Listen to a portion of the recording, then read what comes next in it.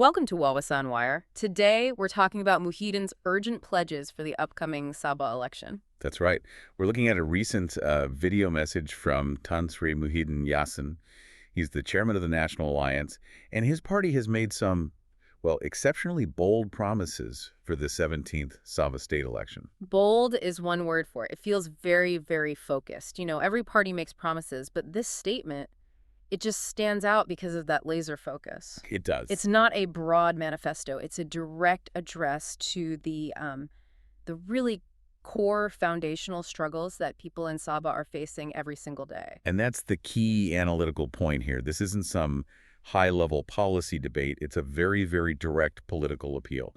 Muhyiddin's strategy seems to be about immediate, tangible, local change. He's basically turning the election into a question of why are you still suffering from basic neglect? Exactly. He's setting the stakes incredibly high by framing it all around the current administration's competence or lack thereof on these really fundamental services. All right, let's get into those infrastructure promises first, because that's where the emotional pull is strongest for voters, I think. I agree.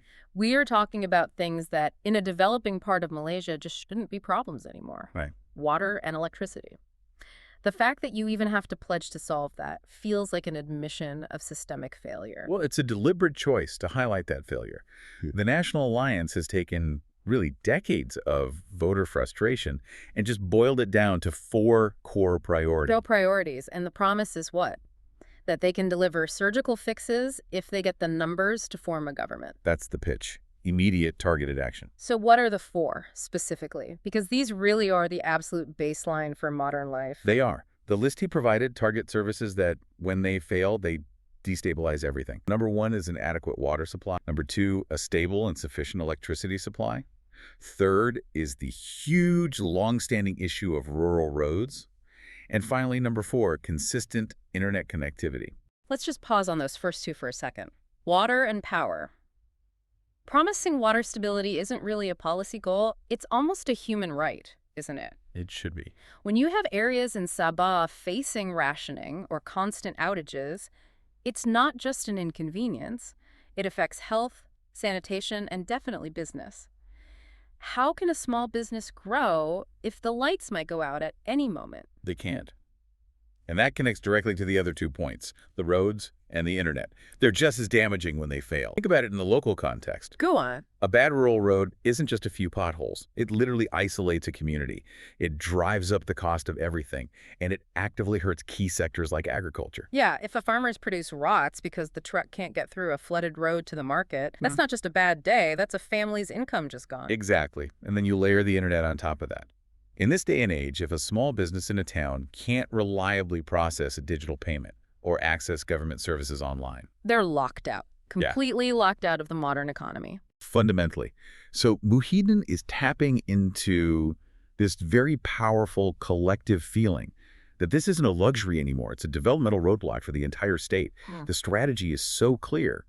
Promise to fix these visible basic failures, and you position your party as the only one that delivers practical results. That makes a lot of sense for infrastructure. Let's pivot to the economy, because infrastructure lets you earn a living, but it's economic policy that decides how far your ringgit actually goes. What were the specific bread and butter issues he promised to fix? He was very explicit that the economic welfare of the people would be a key focus. Yeah. He highlighted 3 main areas that are causing the most financial stress for families right now. Okay, and what are they? First, rising prices and inflation. This hits a place like Sabah particularly hard because so many goods have to be brought in, adding to the cost. Second, the whole issue of insufficient income. The simple fact that wages haven't kept up with the cost of living, which puts a constant squeeze on people. And third, just general job instability, especially for younger people coming out of university. That point on inadequate income is so critical. I mean, we've all felt the purchasing power of the ringgit just shrink over the last few years. It's a universal feeling. If you're a family on a fixed income and the price of cooking oil or rice suddenly jumps, that pressure is immediate. It's not abstract. So his promise is about easing that direct household pain. It is. But here's the interesting detail, the analytical part. He didn't just promise handouts. He said the plan is to use Sabah's existing local conditions and resources to solve these problems. What does that actually mean, though, in practice? It suggests a focus on leveraging local assets. Maybe it's about restructuring how revenue from, say, timber or tourism is managed and kept locally. The idea is to create sustainable income growth from within Sabah, rather than just relying on federal money. That kind of approach needs more than just political will. It needs real expertise, which brings us to the third part of his pitch, right? The people, the candidates themselves. Exactly. It's not just what you promise, it's who you're sending to get it done. Muhyiddin spent a good amount of time on the strategic profile of his candidates. And the National Alliance nominated, what was it, 40-something? 42 candidates. It's a big slate, which signals they're serious about trying to form a majority government on their own. Okay, 42. But what's the makeup? What did he stress about them? He emphasized their overall quality, but he really honed in on two things. First, that a majority of them are young, promising talent. He's positioning the party as the vehicle for a kind of generational change. And the second thing. That they're highly educated and come from specialized professional fields. So we're not talking about career politicians. He specifically mentioned engineers, doctors, lecturers, businessmen. Precisely. And that's the calculated move. The argument he's making is that to solve a chronic water supply issue, you don't need another seasoned political negotiator.